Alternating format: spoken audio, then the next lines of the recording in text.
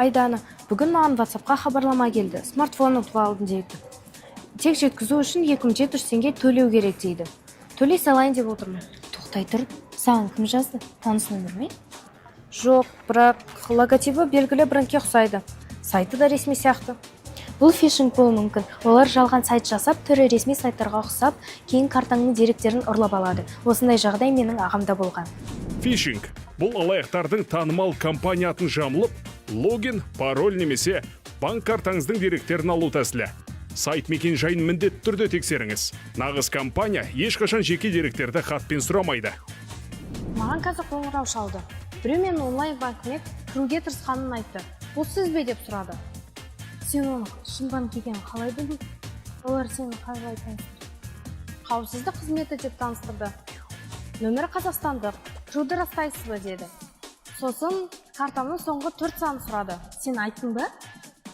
Иә, тек 4 сан ғой. Кейін олар маған SMS-тен келген кодты да сұрады. Не бұл қауіпті? Банктер ешқашан SMS кодын сұрамайды. Егер саған олар қоңырау шалып тұрса, демек оларда сенің деректерің бар. Бірақ бәрі шынайы болған сияқты. Сабырлы дауыс, сенімді айтады.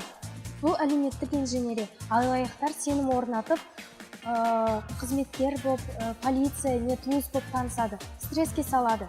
Шотыңыз қауіпте, шұғыл әрекет ету керек дейді. Иә, олар егер қазір растамасаңыз, ақшаңыз кетеді деді. Мен қорқып қалдым. Дәл сол қорқыныш олардың қаруы. Сол кезде сен өзің-ақ керегін айтып қоясың. Олар тағы да шотта болып жатқан күмәнді іс-әрекеттерді тексеру үшін қосымша орнатуды сұрады. Жүктедім, бірақ ашпады. Күмәндаттым. Жақсы, ашпағаның дұрыс болды. Ондай қосымшалар телефонға толық қолжетімділік береді. Хабарламаларыңды оқиды, кодтарыңды алады, тіпті экранды басқара алады. Бұл шынайы қорқынышты екен. Бұрын мұндай маған қатысы жоқ деп ойлайтынмын. Бізге тікелей қатысы бар. Бәрі интернеттен істейміз. Маңыздысы тоқтап ойланым ақпаратты тексеру. Алдымен ресми нөмерге өзің қоңырау шал. Дереу қосымшаны өшіріп, парольді ауыстырып, ата-анама да айтамын.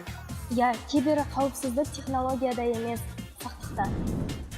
Бейтаныс адамдарға жеке деректерді берме, жеке куәлік фотосын жіберме. Күдікті сілтемелерге өтпе.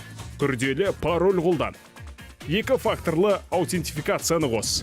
Уақыт өзгереді, алаяқтар да бір орында тұрмайды. Бірақ сақ болсаң, алдын ала бәрін алуға болады. Енді біреуге бір нәрсе жібермес бұрын 100 рет ойланамын. Молодец, құрбым.